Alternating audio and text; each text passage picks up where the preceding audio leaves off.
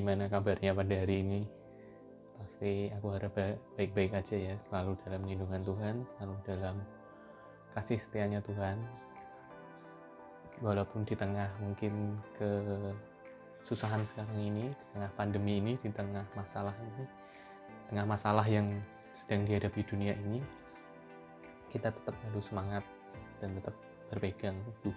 Maka dari itu, walaupun di tengah-tengah keterbatasan sekarang, saya harap teman-teman masih bisa mengikuti persekutuan ini yang mungkin sekarang harus diubah dulu dari yang biasanya bertatap muka, sekarang harus lewat online dulu. Jadi teman-teman nanti mungkin bisa perhatiin di sini, nanti bisa kita diskusi di kolom komentar ataupun di grup seperti biasa. Mungkin langsung aja, tema yang diberikan dari si pelayanan adalah COVID-19 siapa takut ya.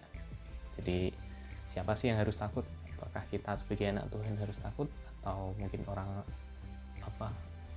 yang seperti apa sih yang seharusnya tidak takut, dan bagaimana kita menyikapi sebagai anak-anak Tuhan. Jadi kita langsung aja ya, kita mulai dari firman Tuhan yang diambil dari Roma 8 ayat 18 sampai 20 sampai 30.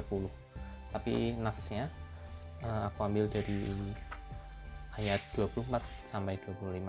Dan teman-teman nanti bisa baca di Alkitab masing-masing atau di Alkitabnya masing-masing dengan perikop yang berjudul pengharapan bagi anak-anak Allah.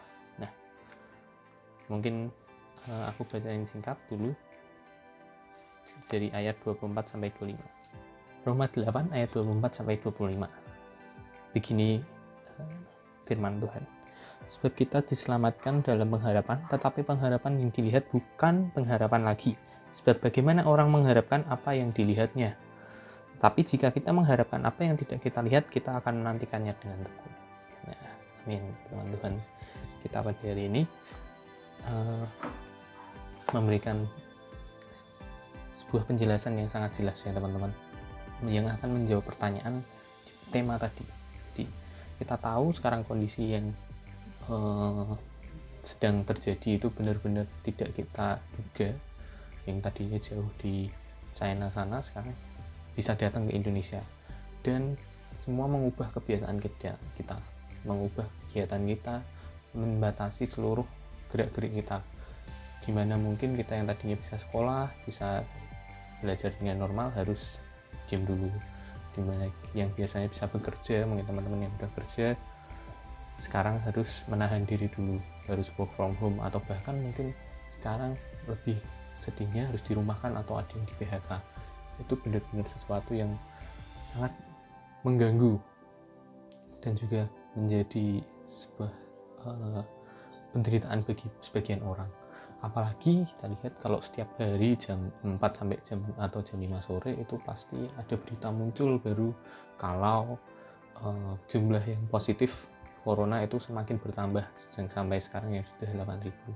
Lalu kita sebagai anak-anak Kristen itu harus seperti apa untuk menanggapi itu? Semuanya sudah terjawab di perikop ini. Itu kita harus berpegang pada pengharapan kita. Kita harus punya pengharapan, karena pengharapan adalah alatnya manusia untuk bisa terus menjalani hidup ini. Kita tidak mungkin hidup tanpa sebuah pengharapan. Nah, terus pengharapan yang seperti apa yang diinginkan Tuhan bagi kita, atau yang harus dilakukan oleh anak-anak Kristen? Jadi teman-teman, sebelum kita masuk lebih jauh, kita harus tahu dulu nih, sebenarnya pengharapan itu tuh apa sih definisinya? Apakah sama antara orang Kristen dan orang-orang lainnya? Jadi pengharapan dalam apa yang kita percaya itu seperti apa? Nah, mungkin kalau kita telisik lebih jauh, pengharapan ini tuh kalau di bahasa Inggris kan, diterjemahkan dalam bahasa Inggris, diganti menjadi hope atau harapan itu sendiri. Jadi pengharapan kalau teman-teman sering dengar pasti itu adalah hope bahasa Inggrisnya. Lalu hope itu sendiri diambil dari bahasa Ibrani, yang berarti adalah kafah atau yakal dalam bahasa Ibrani. Nah, di bahasa Ibrani, kafah yakal ini juga mempunyai definisi lain, yaitu to wait for atau menunggu. Jadi kalau kita urutkan lebih dari akar bahasanya, sebenarnya pengharapan ini adalah aksi menunggu, aksi menantikan. Nah, menantikan apa kita sebagai anak Kristen? Itu menantikan Tuhan Yesus Kristus sendiri, menantikan masa depan yang lebih baik yang dijamin oleh Tuhan Yesus Kristus, menunggu apa yang Tuhan janjikan. Lewat apa sih? Sekali lagi kalau kita lihat di ayat ke-24, itu sebab kita diselamatkan dalam pengharapan. Artinya tuh kita sebenarnya sudah diselamatkan lewat pengharapan yang diberikan oleh Tuhan Yesus Kristus, yang diwujudkan oleh kebangkitannya sendiri. Jadi sebenarnya jauh-jauh hari sebelumnya Tuhan itu sudah menjanjikan bagi kita, sudah memberikan keselamatan lewat pengharapan itu sendiri. Ya, wujudnya dari perayaan Paskah yang mengingatkan kita kembali lewat kebangkitan Kristus itu sendiri, dari kubur yang kosong itu sendiri, dari pintu yang terbuka. Jadi kita seperti kemarin perayaan Paskah kemarin, kita diingatkan kembali nih, sebenarnya kebangkitan Kristus itu adalah pengharapan bagi kita semua, tanda bahwa kita harus mulai untuk menunggu dan menantikan Tuhan Yesus Kristus dengan tekun. Nah, bisa dilihat bahwa teman-teman di sini harus menggarisbawahi juga dengan tekun. Artinya menunggu ini, kita menunggu janji Tuhan untuk masa depan yang lebih baik dengan melakukan hal-hal yang positif, dengan melakukan hal-hal yang mendekatkan diri dengan Tuhan. Jadi bukan lagi bertindak semaunya. Nah, berarti sekali lagi kita tahu bahwa sebenarnya Tuhan itu sudah jauh-jauh hari sebelumnya. Sekali lagi, Tuhan dari kebangkitannya kita sudah menerima pengharapan itu. Kita sudah harus tahu menunggu untuk siapa, menantikan apa. Lalu bagaimana cara kita menantikannya? Bagaimana cara kita menunggu itu? Sama seperti di kondisi yang sekarang, di mana kita harus dipaksa untuk bisa berpengharapan dengan kondisi yang seperti ini, dengan ketidakmungkinan di masa depan nanti. Tapi kita tetap harus berpegang pada pengharapan kita bahwa nanti di finishnya, di akhirnya kita akan bertemu dengan rancangan Tuhan yang sangat istimewa. Jadi teman-teman bisa tahu apa yang harus dilakukan, yaitu dengan menunggu dengan tekun, menantikannya dengan tekun. Jadi teman-teman malah mungkin bisa dengan kondisi yang seperti ini lebih mendekatkan diri pada Tuhan, dimanfaatkan waktunya. Sekarang kan banyak waktu yang luang, jadi harus di rumah aja, banyak di rumah, jadi teman-teman bisa nih sebenarnya menjadikan ini sebagai hal yang positif, mendekatkan diri dengan Tuhan. Lewat apa?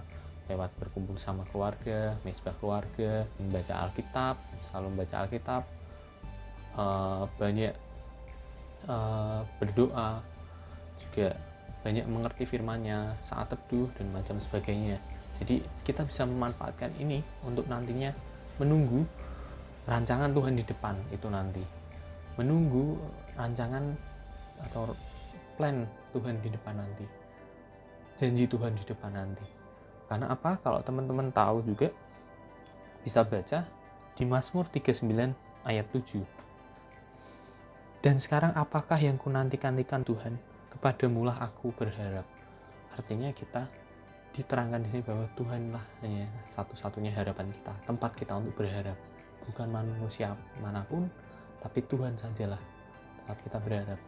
Bisa lewat manusia, tapi kita tidak boleh mengesampingkan Tuhan juga. Dia yang harus menjadi harapan kita yang paling utama, yang paling atas, karena Dia yang memberikan kita rancangan lebih baik di depannya. Jadi teman-teman, saya lagi pengharapan teman-teman jangan takut di tengah pandemi ini, karena pengharapan orang Kristen itu bukan pengharapan yang ecek-ecek, tapi pengharapan di mana kita berpegang berdasar pada Tuhan Yesus Kristus. Kita berpegang pada pribadinya yang hanya satu, Yesus Kristus sendiri. Jadi teman-teman, kesimpulannya adalah harapan Kristen itu sebenarnya harapan yang melihat dan mengingat kepada masa lalu di mana Tuhan sudah bangkit, Tuhan sudah mengalahkan maut, untuk kita melihat ke depan, untuk kita bisa melihat masa depan lebih cerah, untuk kita bisa menantikan, menunggu, untuk kita bisa kafah, yakal, ataupun hope, ataupun pengharapan dengan menantikan Tuhan itu sendiri. Jadi mungkin itu saja teman-teman. Semoga firman ini bisa menjadi berkat bagi kita semua. Kalau mau ada yang diskusi atau komen bisa di kolom komentar atau di grup. Terima kasih, Tuhan Yesus memberkati. Sampai jumpa.